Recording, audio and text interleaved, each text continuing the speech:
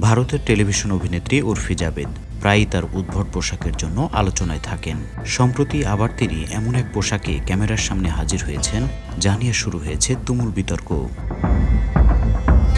এইবারের পোশাক দেখে মনে হচ্ছে উর্ফি কোনোভাবে বক্ষ আবৃত করে উপস্থিত হয়েছেন।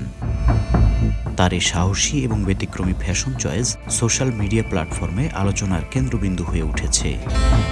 অনেকে প্রশংসা করছেন তার আত্মবিশ্বাসের, আবার সমালোচকদের একটি বড় অংশ একে রুচিহীনতার উদাহরণ হিসেবে তুলে ধরেছেন।